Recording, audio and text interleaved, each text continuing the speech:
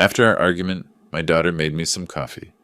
Dad, drink this as a sign of reconciliation. It tasted strange. 5 minutes later, I realized something was wrong. You won't believe what happened next. Before we continue, please subscribe to the channel and write in the comments what time it is where you are now. I was in my home office reviewing quarterly expense reports when Derek walked in without knocking. That should have been my first warning. Amanda followed 2 steps behind him, her expression tight and anxious in a way that made my stomach clench. Derek carried a manila folder like it contained something precious. He spread papers across my desk, pointing at numbers with his index finger, talking fast about guaranteed returns and ground floor opportunities. His cologne was too strong in the small space. Victor, this is a once-in-a-lifetime opportunity.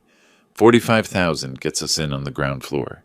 6 months, we're looking at 30% returns, maybe more. I closed the folder and slid it back across the desk. My reading glasses came off, slowly, deliberately. The conversation was finished. I've heard these promises before. The answer is no. Derek didn't move. Instead, he leaned against my desk, his hip pressing into the edge, invading the space I'd carved out for myself in this house I'd built with my own hands 30 years ago. We take care of everything around here. The yard, the maintenance, making sure you eat properly. This house, realistically, it's already ours in all but name. The words hit me like ice water. I stood up, my chair scraping against hardwood. This is my house. I built it. I paid for it. And you two have lived here rent-free for 2 years. Amanda's hand slammed down on the desk. Not quite violence, but aggressive enough to make the lamp rattle. Her face flushed red from neck to hairline. You've always been like this, counting every penny, hoarding everything. We're your family, not some charity case. I gave you $30,000 last year. You spent it in 4 months and never told me what it went toward. That's not fair. We had expenses. You don't understand the pressure we're under. But I did understand. I understood that my daughter had become someone I barely recognized, and the man she married had accelerated that transformation.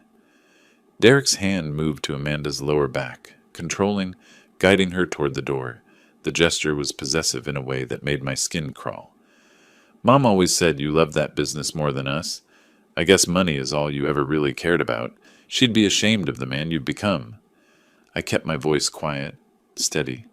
Your mother would never say that, and you know it. They left together. Derek glanced back once, his expression unreadable, and then they were gone. The house settled into silence around me. I walked through the rooms that night, touching things. Patricia's photograph on the mantel, her smile frozen in time. The banister I'd installed myself, sanding it until the wood was smooth as glass. Books on shelves, their spines cracked from reading. Each object was a piece of my life, evidence of what I'd built, what I stood to lose. Sleep didn't come easy. I lay in bed staring at the ceiling fan, watching shadows rotate in the darkness. Morning arrived cold and gray. I heard Amanda's footsteps in the hallway before I saw her face appear in my doorway. Her eyes were red, puffy. She'd either been crying or had done an excellent job making it look that way. Dad, can I come in? I couldn't sleep last night. I said terrible things. Things I didn't mean. You seemed to mean them at the time. She moved into the room, wringing her hands. I was stressed. Derek lost another contract and I took it out on you. That wasn't fair. I sat up against the headboard, studying her face. She looked young suddenly, like the girl who used to bring me coffee in bed on Sunday mornings when she was 10 years old. Amanda, we need to talk about last night, about what Derek said. Please, Dad, just let me make it up to you. I made your favorite coffee. Just like you like it. 2 sugars, splash of cream. Consider it a peace offering. She led me downstairs to the kitchen where a cup sat, waiting on a small tray with a napkin folded beside it. The ceremony of it felt deliberate, important. She handed it to me with both hands, and I took it, our eyes meeting over the rim. Drink up? It's getting cold. I held the warm ceramic, feeling its weight. Part of me knew better. Part of me wanted to believe my daughter was still in there somewhere, underneath the desperation and resentment. I took a sip. There's nothing to forgive, I lied. Amanda smiled. It didn't reach her eyes. She busied herself, wiping down counters, organizing the dish rack, but her movements were jerky, nervous. She kept glancing at the microwave clock. I retreated to the living room with the newspaper, trying to focus on headlines that blurred into meaningless shapes. 20 minutes passed. Then the room tilted sideways like the house had become a ship at sea. Nausea rose in my throat, hot and insistent. The newspaper slipped from my hands. I tried to stand, but my legs were made of water. I grabbed for the armrest and missed, my vision narrowing to a tunnel. The phone. I needed the phone. It sat on the side table, impossibly far away. I lunged forward, fell to my knees, crawled the last few inches. My fingers were clumsy, thick, but I managed to unlock the screen and press the numbers. 911. 911, what's your emergency? My tongue felt swollen. The words came out slurred, distant. I've been poisoned. I think. Need help. Sir? Sir, I need your address. Can you tell me where you are? 4217 Maple Crest. Austin! The phone tumbled from my grip. Darkness pulled me down like drowning. My last thought before consciousness fled. Amanda. What have you done? Sound came first. A steady beeping, mechanical and insistent. Then sensation. Something plastic in my nose. A pinch in my left arm. Sheets that felt starched and unfamiliar. My mouth tasted like copper and chemicals. I opened my eyes to white ceiling tiles and fluorescent lights that made everything too bright, too sharp. My head throbbed with each heartbeat. A nurse appeared in my peripheral vision, her scrubs covered in tiny cartoon cats. She smiled when she saw me looking at her. Mr. Cook, can you hear me? Squeeze my hand if you can hear me. I squeezed. My grip felt weak. Where am I? You're at St. David's Medical Center. You were brought in by ambulance last night. How are you feeling? My head. Everything's foggy. What happened? She checked monitors, made notes on a tablet. The doctor will explain everything. I'm going to let him know you're awake. Time passed in strange elastic stretches. I examined the IV in my arm, the leads attached to my chest, trying to piece together how I'd gotten here. Then memory came flooding back like ice water. The coffee. Amanda's face watching me drink. The room spinning. The phone call. Dr. Mitchell arrived, carrying a tablet, his expression serious in a way that made my pulse quicken on the monitor. He pulled a chair close to my bed and sat down heavily. Mr. Cook, we need to talk about what happened to you.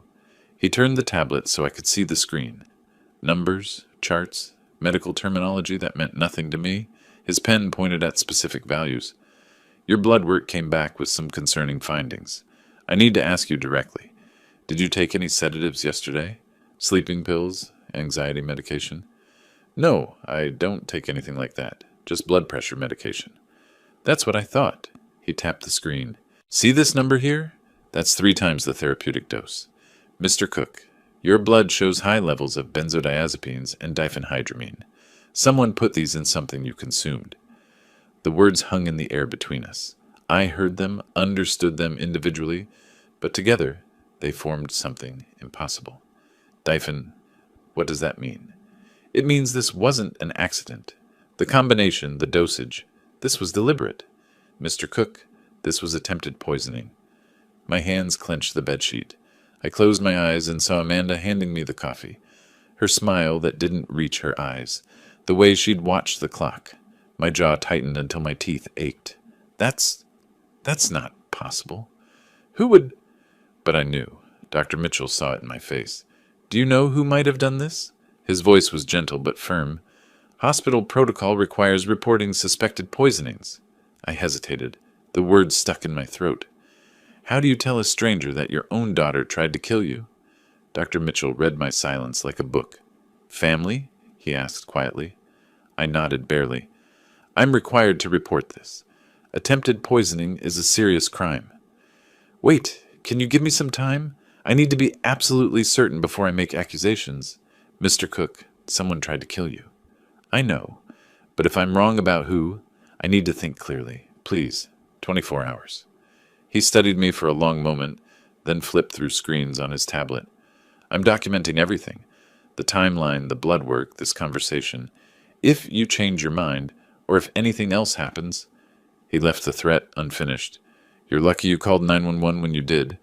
Another 15 minutes at your age with your blood pressure. You understand what I'm saying? I understood. I was supposed to be dead. He left me alone with that knowledge. I stared at the ceiling, counting tiles, processing what had happened. My daughter, my only child. She'd tried to end my life for what? The house? Insurance money? Because Derek convinced her it was the solution to their problems? The anger that rose in me wasn't hot. It was cold, calculating, sharp as surgical steel. Later that afternoon, Amanda burst through the door like a hurricane of emotion. She rushed to my bedside, grabbed my hand in both of hers, pressed it to her cheek. Tears streamed down her face. "Dad, I came as soon as I heard. Are you okay? What did the doctors say?" I let my hand lie limp in her grip, spoke slowly, with pauses like I was confused and exhausted.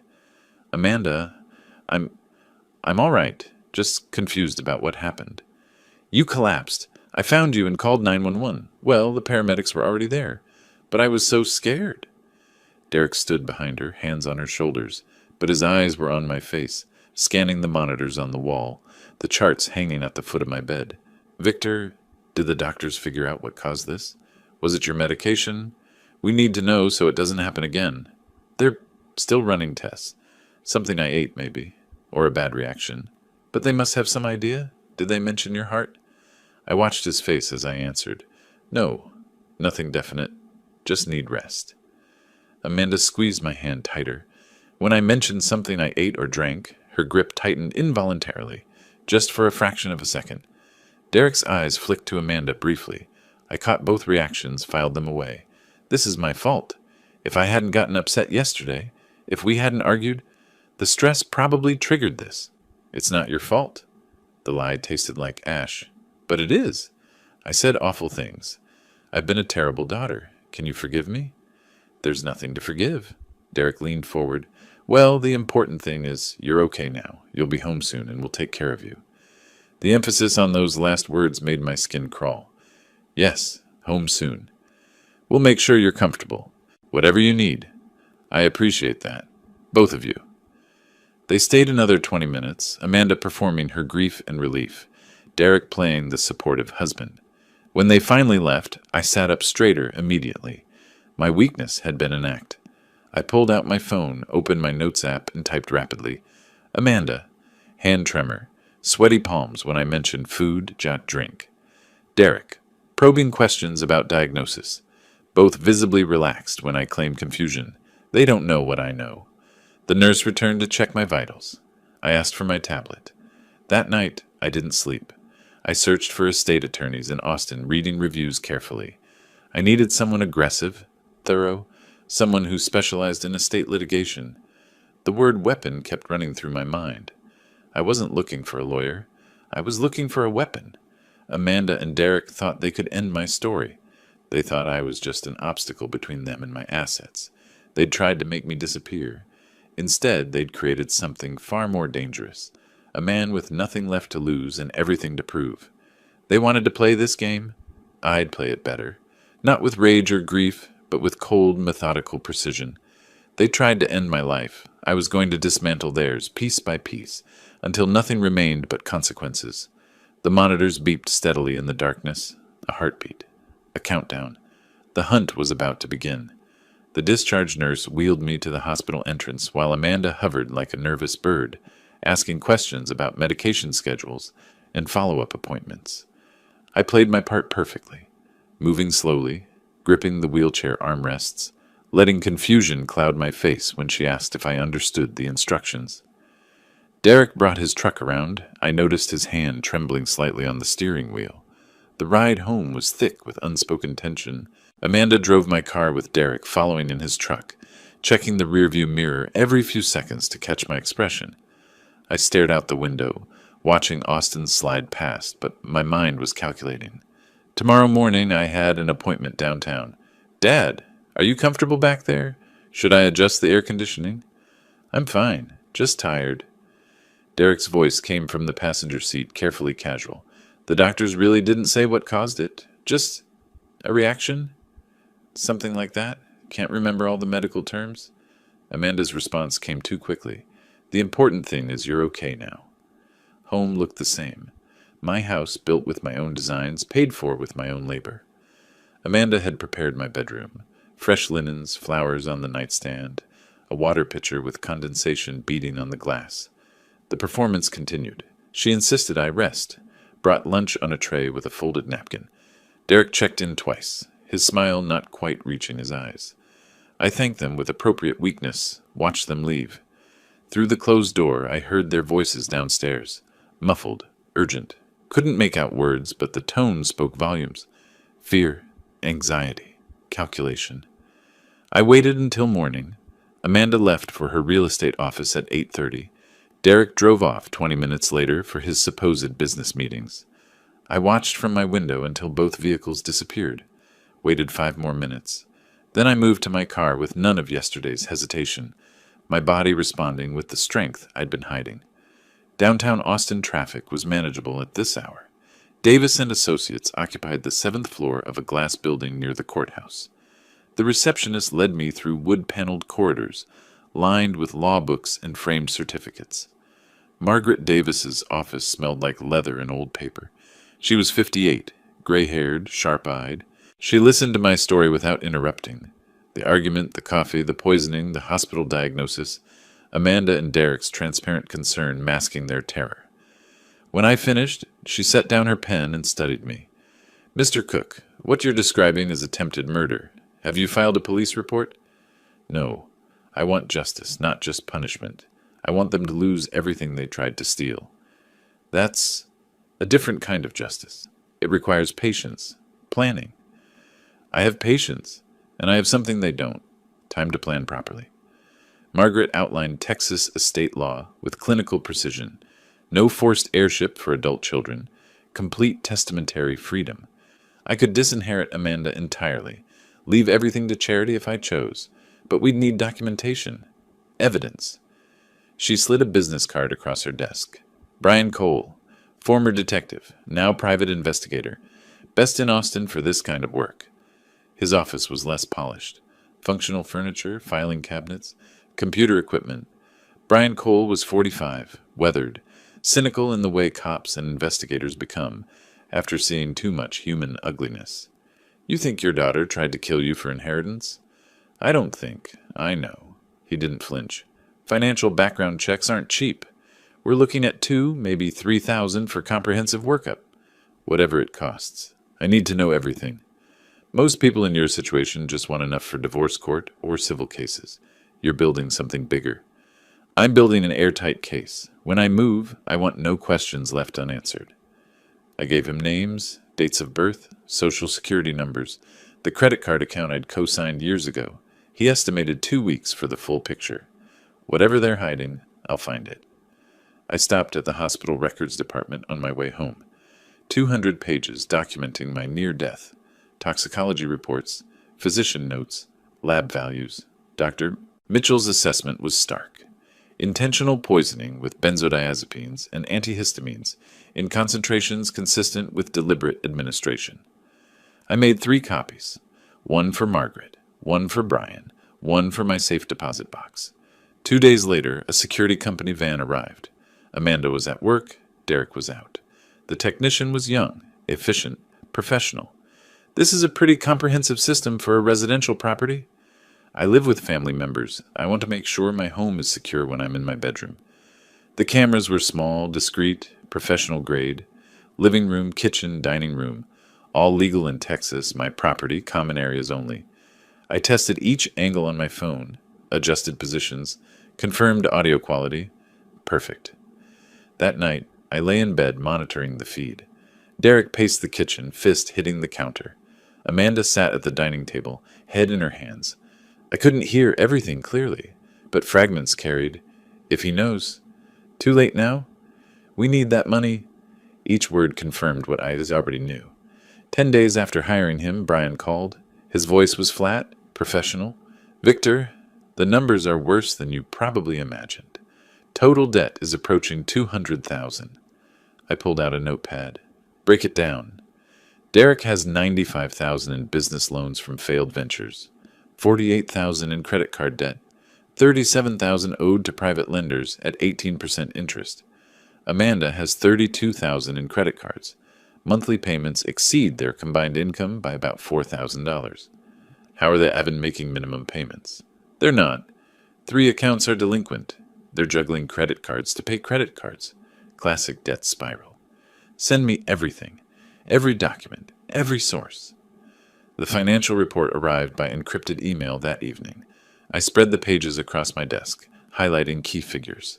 95,000, 48,000, 18% interest.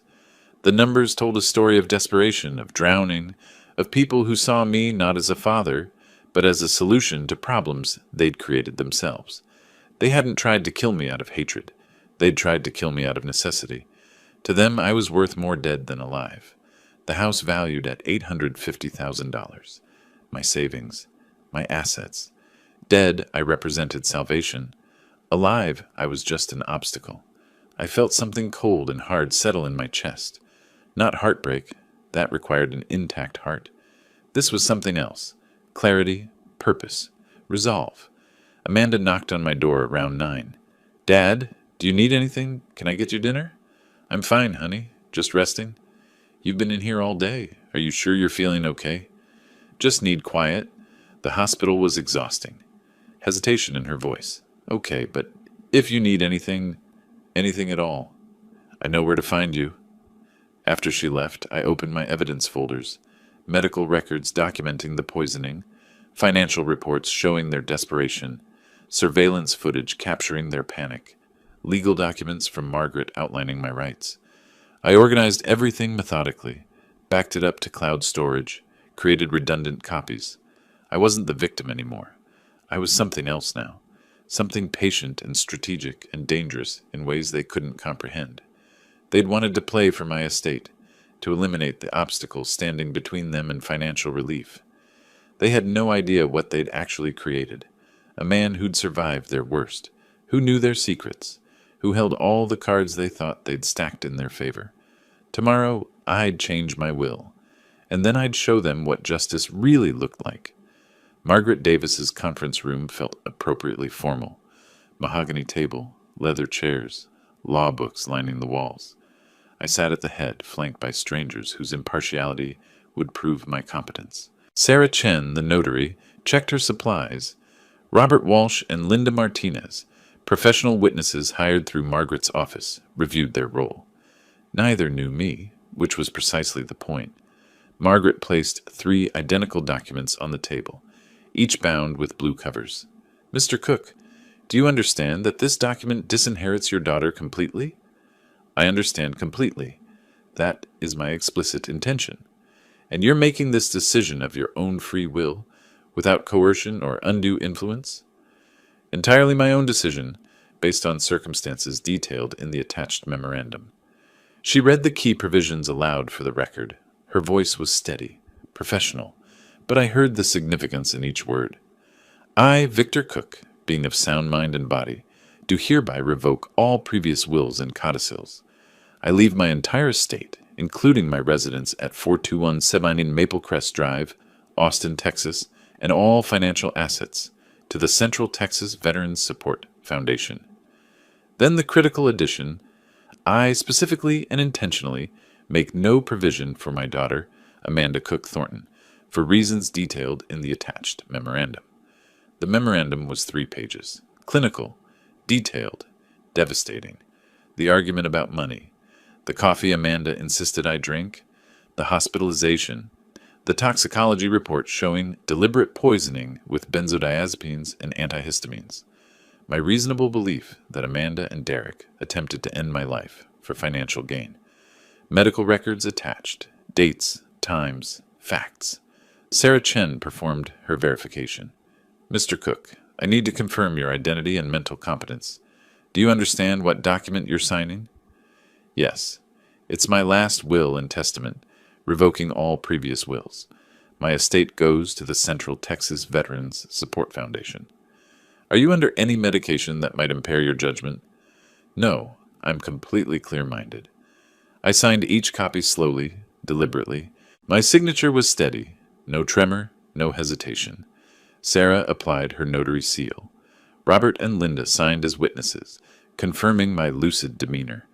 Margaret's office camera recorded everything. Standard procedure, but also additional proof I'd need later. 2 days passed. I attended what I told Amanda was a follow-up doctor's appointment. Actually, I met Brian Cole to review surveillance footage.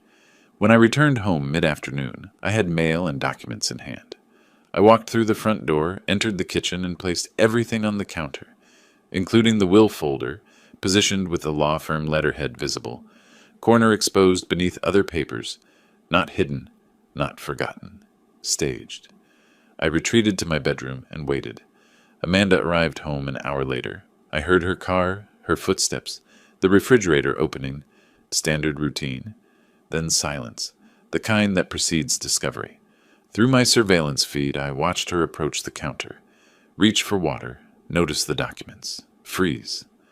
Her hand hovered over the law firm letterhead. She glanced toward the stairs, checking for me, then picked up the folder. She read standing. I watched her face drain of color, watched her other hand rise to her mouth, watched her knees buckle. She grabbed the counter for support. She pulled out her phone. Her fingers shook so badly she had to try twice to unlock it. Derek, get home, now. 20 minutes later, his truck screeched into the driveway. He came through the front door still wearing his jacket, moving fast. Amanda thrust the will at him. He read standing, flipping pages quickly, then slowing at the memorandum.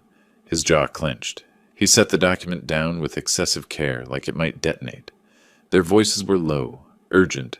I couldn't make out words through my bedroom door, but I didn't need to. The surveillance system captured everything.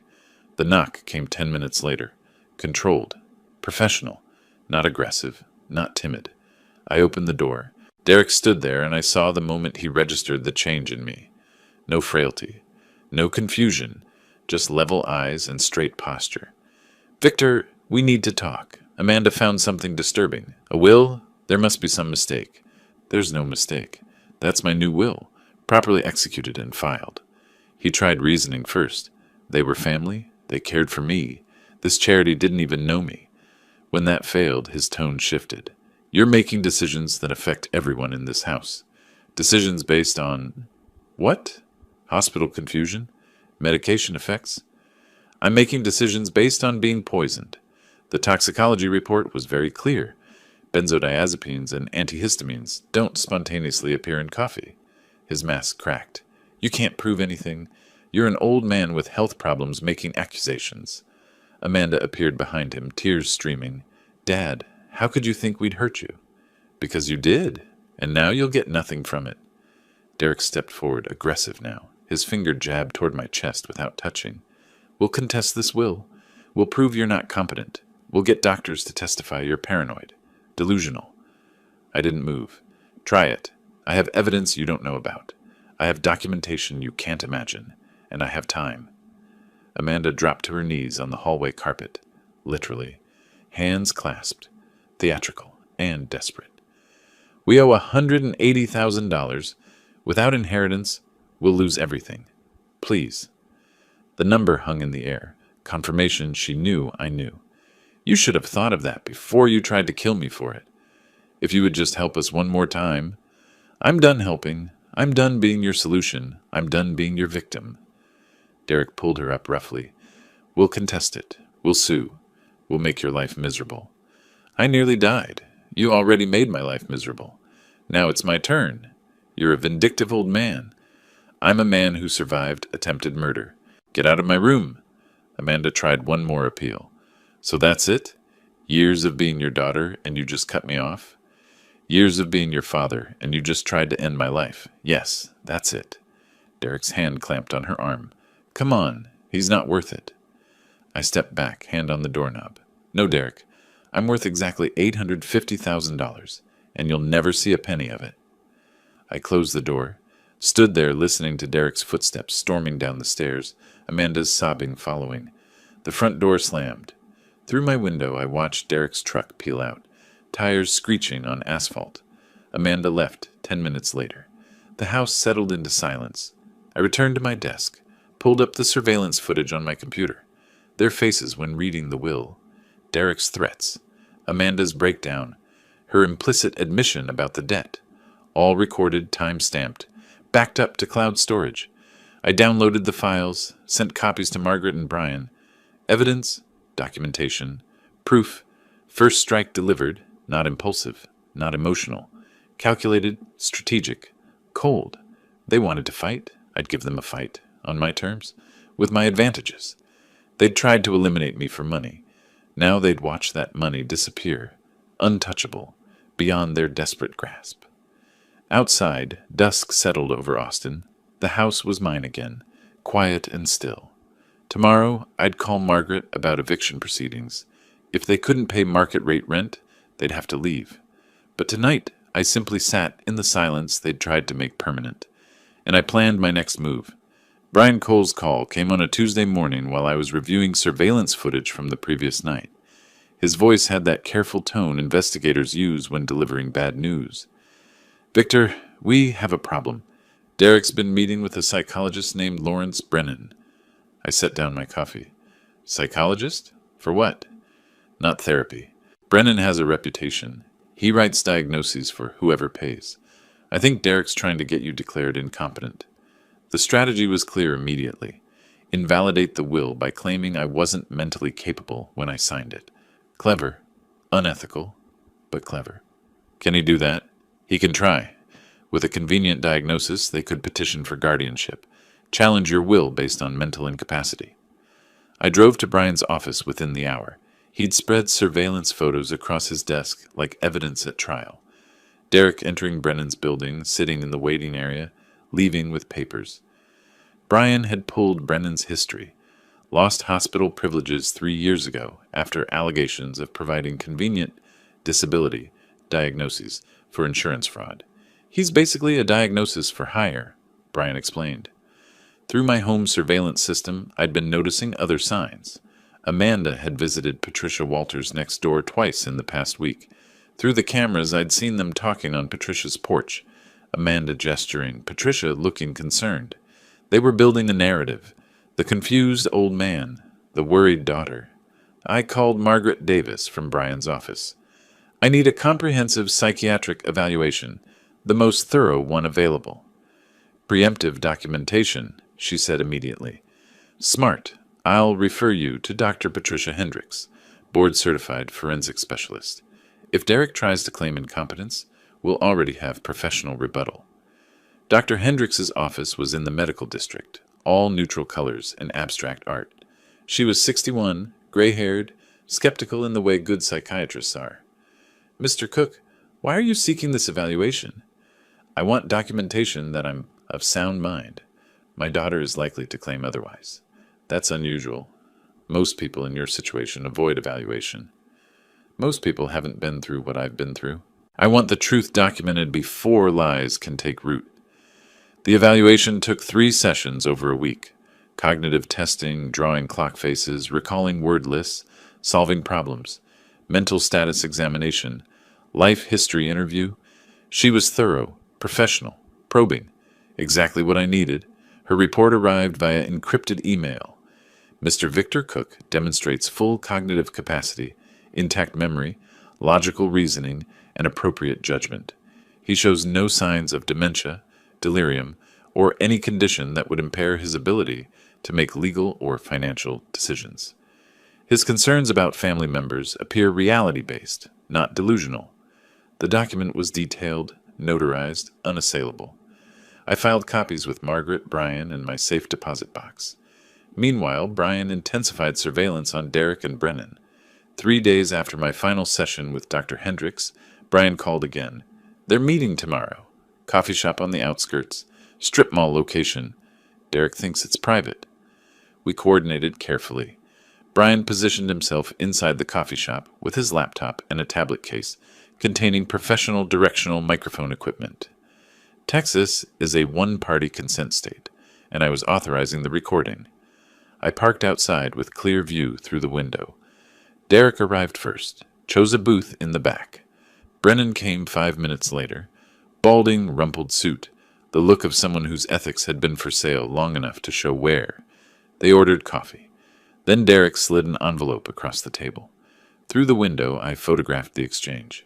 Brennan checked inside, discreetly but obviously, then pocketed it. Cash payment. No paper trail. Brian's equipment captured everything. I need this evaluation to show he can't make decisions. Severe dementia. I can document cognitive decline, memory impairment, inability to manage finances. How much? $5,000 for the evaluation, written report, and court testimony if needed. And you can make it convincing? I've done hundreds of these assessments. I know exactly what courts look for. The conversation continued. Derek mentioned filing for emergency psychiatric hold. Brennan advised on triggering involuntary evaluation. They discussed tactics for guardianship proceedings. Every word was recorded, time-stamped, backed up to cloud storage before they'd finished their coffee. I had them.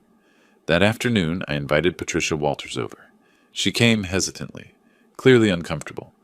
I made coffee, steady hands, coherent conversation, and showed her Dr. Hendrick's evaluation report. Patricia, I want you to know I'm of sound mind. What Amanda and Derek are telling you isn't true, and I can prove it. She shifted in her chair. Victor, I need to tell you something. Amanda came to me last week. She said you've been confused, forgetting things. What did she say specifically? That you wander around at night, that you've accused them of trying to hurt you. She seemed very concerned. Patricia, do I seem confused to you right now? She paused, studying me. No, you seem perfectly clear. Actually, you seem sharper than usual. That's because I am clear, and I'd appreciate if you'd document that observation in writing. She emailed me a brief statement that evening. Met with Victor Cook on May 15th. He appeared lucid, coherent, and mentally sharp. Conversation was logical and appropriate. One more piece of evidence. Margaret, Brian, and I met in her conference room to review everything. I sat at the head of the table now, not the side. This was my operation. You've successfully defended against the incompetence attack, Margaret said. The question is whether to go on offense with this recording. What are my options? We could report Brennan to the licensing board, potentially sue Derek for defamation and conspiracy, or we keep it in reserve as leverage. Keep it for leverage. I want them to hang themselves completely before I use everything I have. Margaret drafted a letter, delivered by certified mail, legal notification that Victor Cook had been evaluated by board-certified psychiatrist and found fully competent. Any attempt to file false claims about mental capacity would be met with legal action, including defamation suits and potential criminal charges for conspiracy to commit fraud. The letter didn't mention the recording. That was my ace. Through surveillance, I watched Derek receive it 3 days later. His face darkened as he read. He immediately pulled out his phone, paced the driveway. I couldn't hear his side of the conversation, but his body language screamed frustration and fear. That night, Amanda and Derek fought. The surveillance system captured it clearly. This letter says they'll sue us if we claim he's incompetent. Derek, he knows. How does he know? Calm down. He's guessing. He can't know about Brennan. What if he does? What if he recorded something? He's an old man. He doesn't have the capability for that kind of surveillance. I almost laughed. An old man. They still underestimated me. The next morning, I called Margaret and Brian to my house. We sat in my office, the same room where this had started with Derek's investment pitch months ago. So we've blocked their attempt to declare me incompetent. What's next? Margaret leaned forward. Legally, you have grounds to evict them. They're living in your home without a lease, without paying rent. How fast can we move on that? In Texas, we can file this week. If they refuse to leave or pay rent, we can have them out in 60 days, Brian added, and their financial situation means they can't afford market rent. I thought about it for exactly 3 seconds. Then we file. No more living in my house while plotting against me. Margaret pulled out the paperwork. Demand for rent or possession. Market rate, $2,800 per month. Due within 10 days or face eviction proceedings. I signed the document. Margaret filed it that afternoon. The counterattack was complete. Now came the siege. Travis County Justice Court felt appropriately impersonal. Beige walls, fluorescent lights, the mechanical efficiency of law without emotion. I sat beside Margaret Davis at the plaintiff's table. Across the aisle, Amanda and Derek sat with their attorney, Laura Brennan, who looked like she already knew she'd lose. Judge Maria Torres entered. We stood. She reviewed the case file with methodical precision. Margaret presented our evidence. Property deed showing sole ownership, documentation that Amanda and Derek had no written lease, certified mail receipt showing they'd received demand for market rate rent, their refusal to pay or vacate. Laura Brennan tried her defense. Your Honor, this is a family dispute being disguised as a landlord-tenant issue. Mr. Cook is retaliating against his daughter for personal reasons. Judge Torres didn't look up from the documents. Does Mr. Cook own this property free and clear? Yes, Your Honor, I confirmed. Paid in full 20 years ago. And Ms. Thornton and Mr. Thornton reside there without lease or rental agreement? Correct. They've lived there 2 years without paying anything. Do your clients have a written lease? Judge Torres asked Laura directly. No, Your Honor, but has Mr. Cook accepted rent payments in the past? No, but this appears to be. Then he's entitled to demand rent now. Texas property code is clear. Judge Torres signed the order with decisive strokes. 30 days to either pay market rate rent of $2,800 per month plus $2,800 deposit or vacate the property. Failure to comply will result in sheriff-enforced eviction. The ruling took 8 minutes. Amanda started crying. Derek's fists clenched white on the table. Outside the courthouse, Derek intercepted us on the steps. Margaret moved between us, but I stopped. Turned to face him deliberately. You're really going to throw your own daughter out on the street? You tried to throw me in a grave. The street is generous by comparison. I'll tell everyone what kind of father you are. Tell anyone who'll listen. I have documentation of what kind of daughter I have. Back in Margaret's office, Brian joined us. He spread financial intelligence reports across the conference table. Every creditor Derek owed money to. They all think Derek has assets, Brian explained. Your house is collateral. Inheritance expectations. What if they knew the truth? I authorized the information campaign immediately. Over the next week, manila envelopes arrived at lending institutions across Texas. Inside each, copies of the new will showing Amanda's disinheritance, the eviction court order, public records documenting Derek's total debt load, clear evidence he had no actual claim to my estate. Facts only. No threats. Let the creditors draw their own conclusions. Robert Castellano, the private lender owed $37,000, was first to react. Through surveillance, I watched Derek take the call. His face went from confident to ashen in 30 seconds. Derek, we need to talk about your loan. I'm good for it. You know I'm good for it. Really? Because I just learned you're being evicted and your inheritance is gone. What exactly are you good for? That's a misunderstanding. My father-in-law is just... I don't care about family drama. I care about my $37,000. You have 1 week. Derek tried everything. Personal loans, rejected. Other private lenders, they'd heard about his situation. Loans in Amanda's name, her credit was equally destroyed. He even researched bankruptcy, but that would discharge debts while leaving them homeless anyway. The financial pressure crushed them both, but Amanda broke first. She came to my office on a Thursday afternoon when Derek was out, knocked timidly. When I opened the door, she couldn't make eye contact. Dad, please, we have nowhere to go. We can't afford rent anywhere. If you evict us, we'll be living in our car. I kept my voice level. You tried to kill me. Why would I care where you live? I was desperate. We owe so much money. Her voice cracked. It was Derek's idea. He said you were going to die soon anyway, that we were just speeding up the inevitable. I didn't want to do it, but we're so far in debt and... She stopped, realizing what she'd said. My phone was recording in my pocket. One-party consent, completely legal.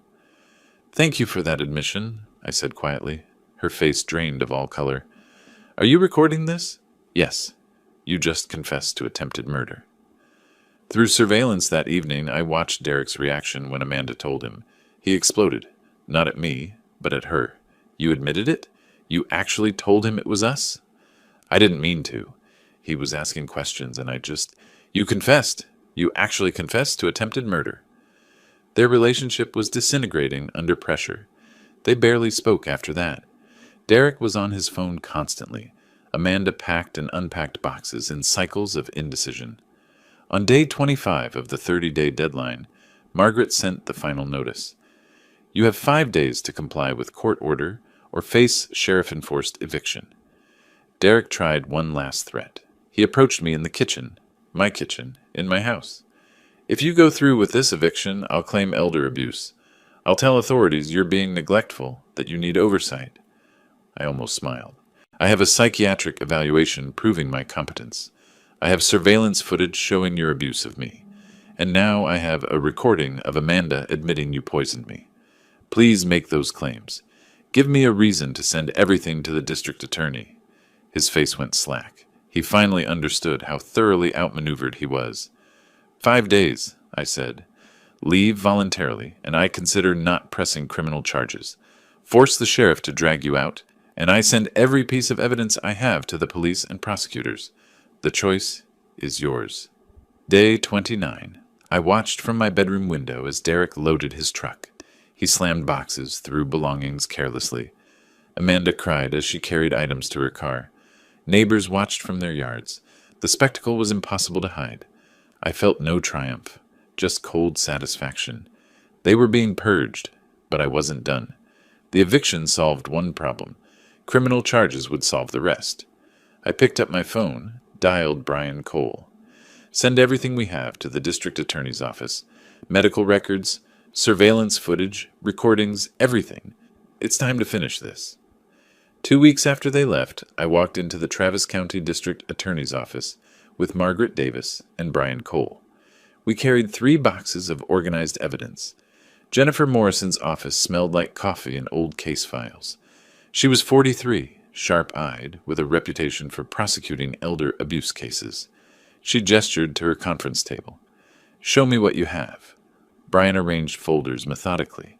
Medical evidence, surveillance evidence, financial evidence, conspiracy evidence, confession evidence, each tab labeled, each document indexed.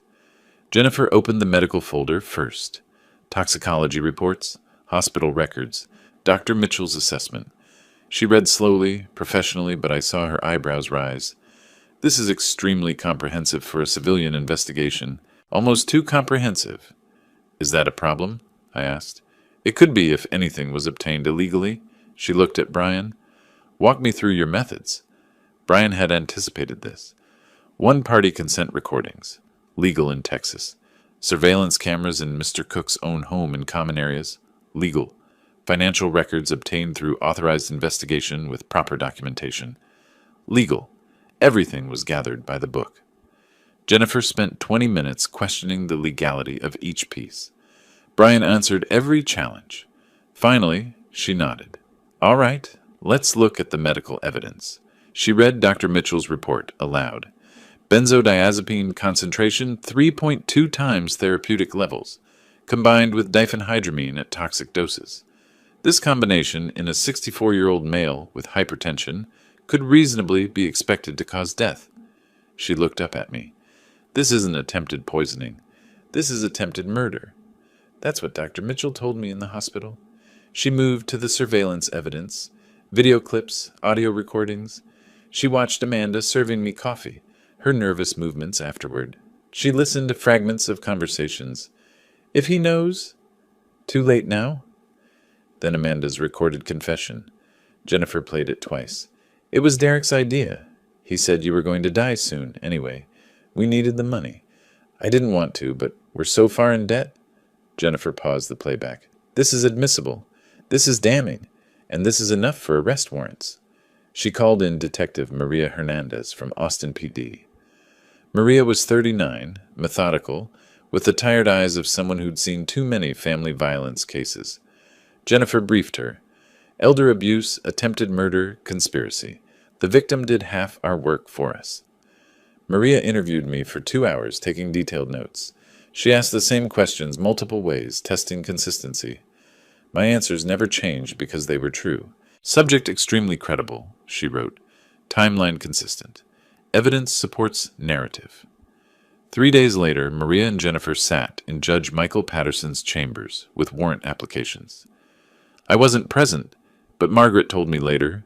Judge Patterson reviewed everything, asked few questions, signed. "These are solid. Execute them." Maria assembled her team.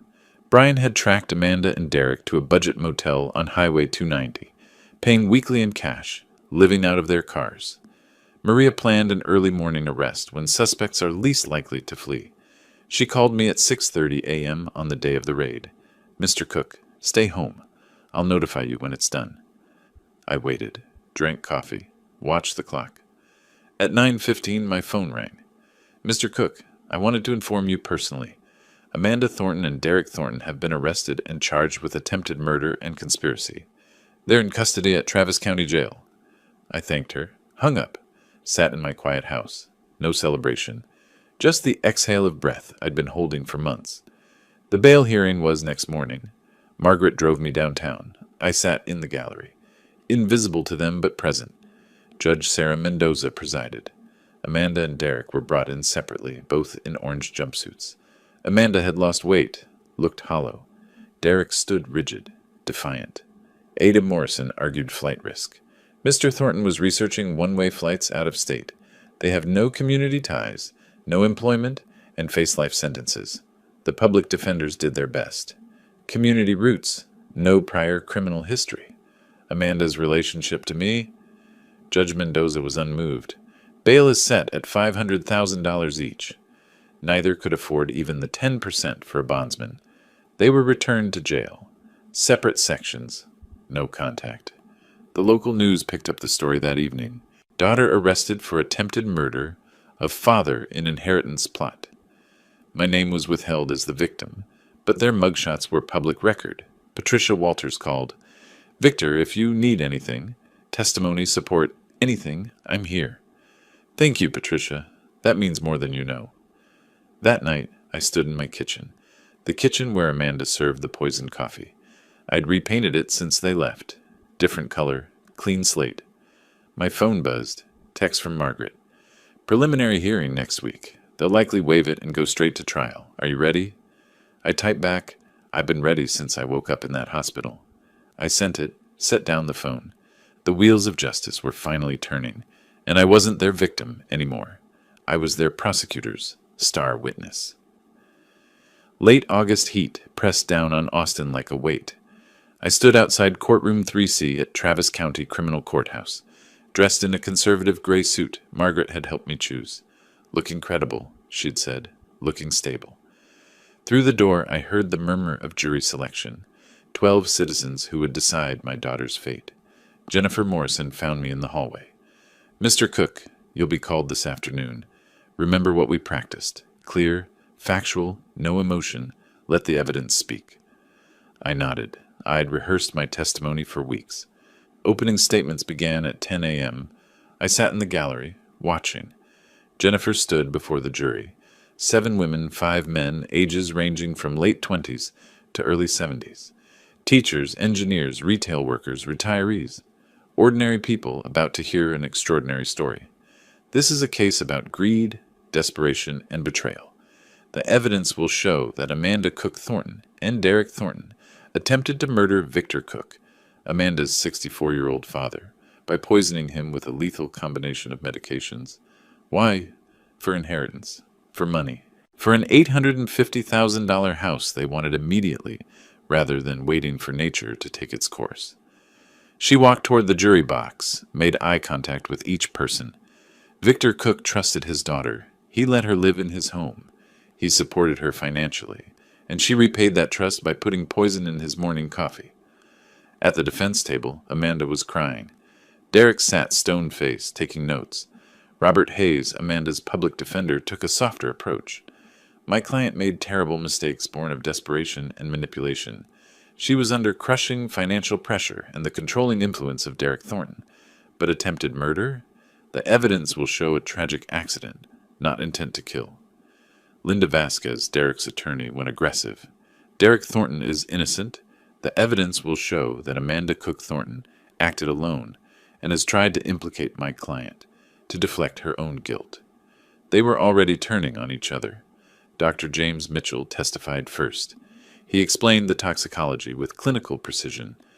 Benzodiazepine levels 3 times therapeutic dose, antihistamines at toxic levels.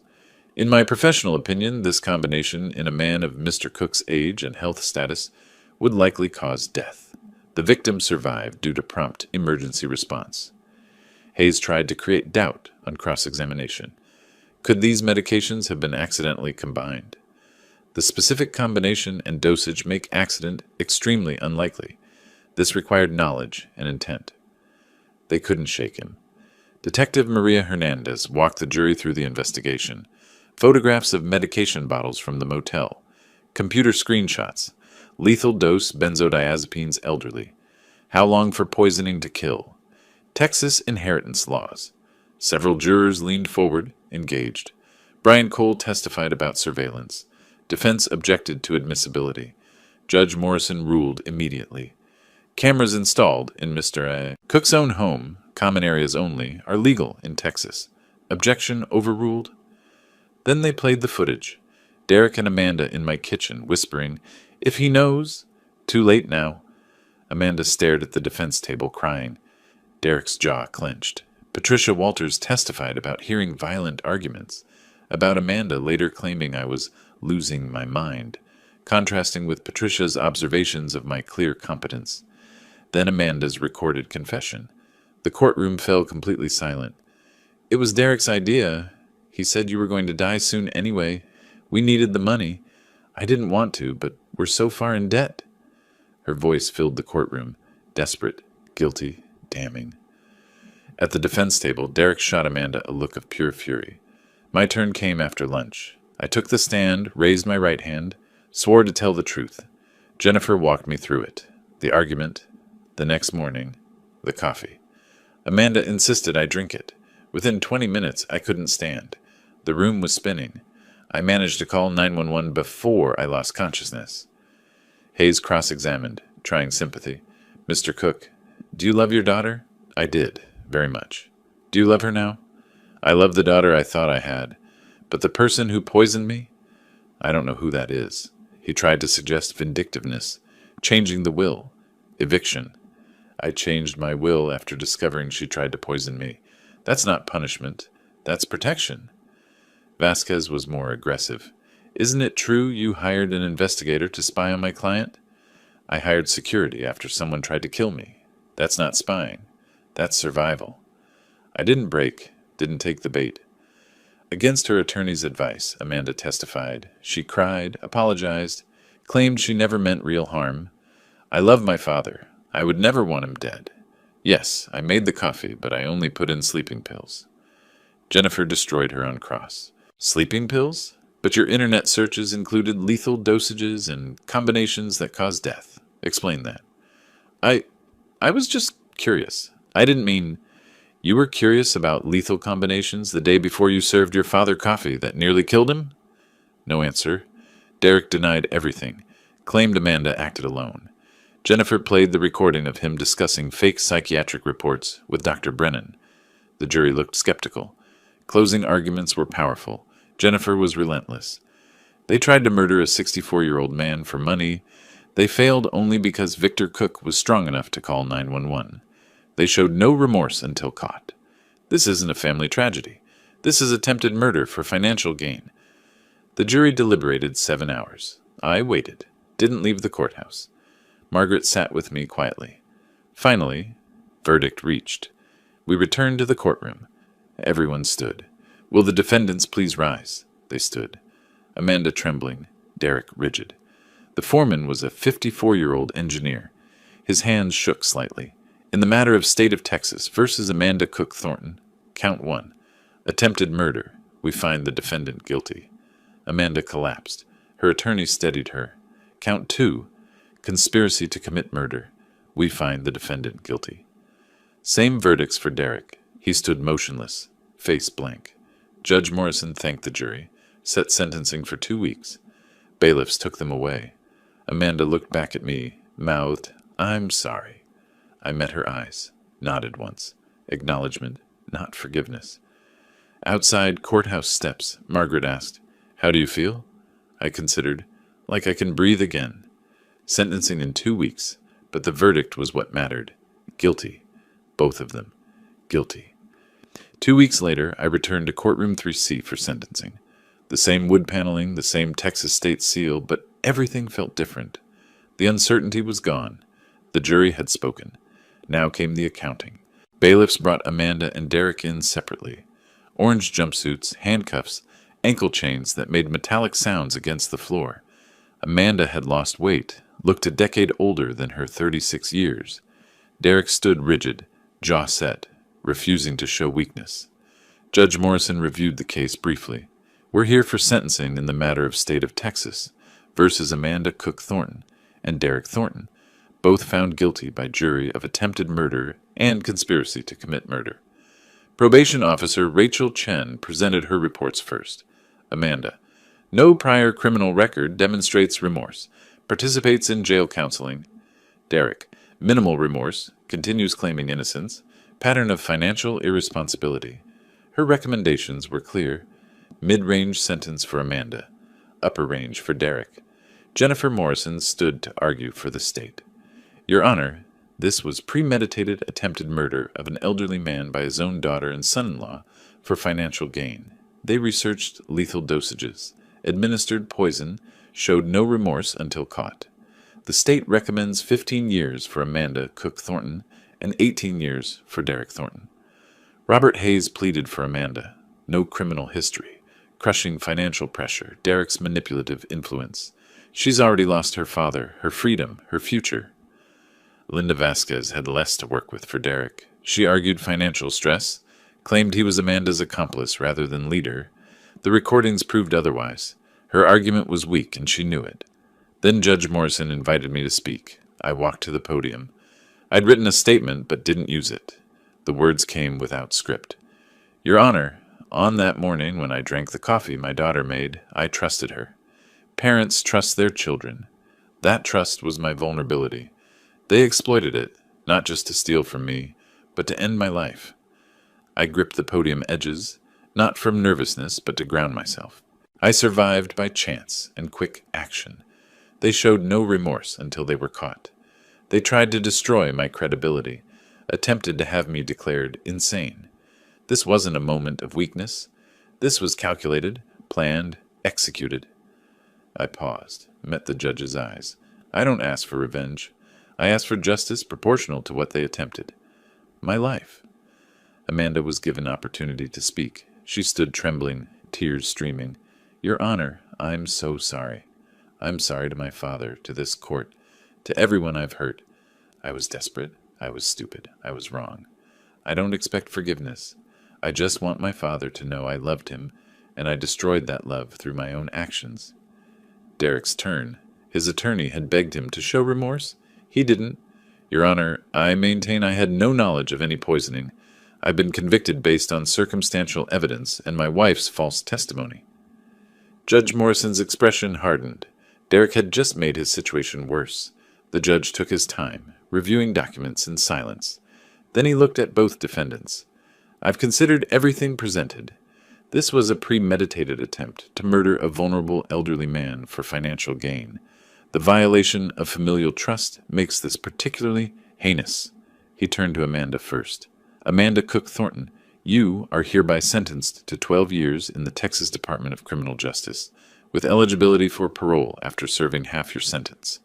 You are further ordered to pay restitution to Victor Cook in the amount of $125,000. Amanda collapsed. Her attorney steadied her. Derek Thornton, you were the architect of this conspiracy. Your lack of remorse demonstrates you pose a significant danger. You are sentenced to 15 years in the Texas Department of Criminal Justice, with eligibility for parole after serving 2/3 of your sentence.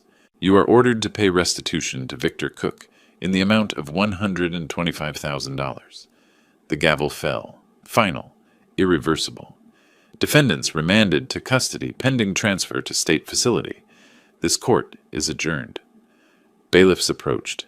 Amanda looked back at me one last time, mouthed, I'm sorry. I met her eyes, nodded once. Acknowledgement, not forgiveness. Derek stared straight ahead as they led him away. In the courthouse hallway, Jennifer Morrison shook my hand. Justice was served today, Mr. Cook. I hope this brings you some peace. It brings closure. That's more valuable than peace. Margaret drove me home. We didn't talk much. Words weren't necessary. First thing I did when I arrived home. Changed every lock in the house. Front door, back door, side entrance, garage. New keys, new mechanisms. physical act of reclaiming my space. Each lock I installed felt like sealing off the past.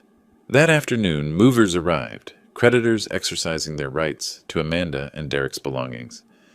I watched from my window as strangers carried out furniture, electronics, boxes, payment for debts that would never be fully satisfied. After they left, I walked through the empty rooms. In Amanda's former bedroom, I found one item they'd missed: a photograph. Amanda at age 7, gap-toothed smile, holding a Valentine's card. "To Daddy, I love you." I stared at it for a long time. That little girl was gone. The woman who poisoned me had replaced her. But this photograph was from before. I didn't throw it away. I placed it in a drawer in my office. Not displayed, but preserved. A memory of who she was before she became who she is. That evening I sat in my living room. The house was quieter than before, but it was peaceful quiet. I made dinner, ate at the table, watched the news. Normal activities. But they felt different now. Lighter. Free. 1 week later, I sat on my back porch with morning coffee. The mail carrier arrived. Among the bills was an envelope from the Texas Department of Criminal Justice Mountain View Unit, Amanda's facility. I recognized her handwriting. My first thought was not to open it. My second thought was that avoiding it gave her power. I opened it. 3 pages.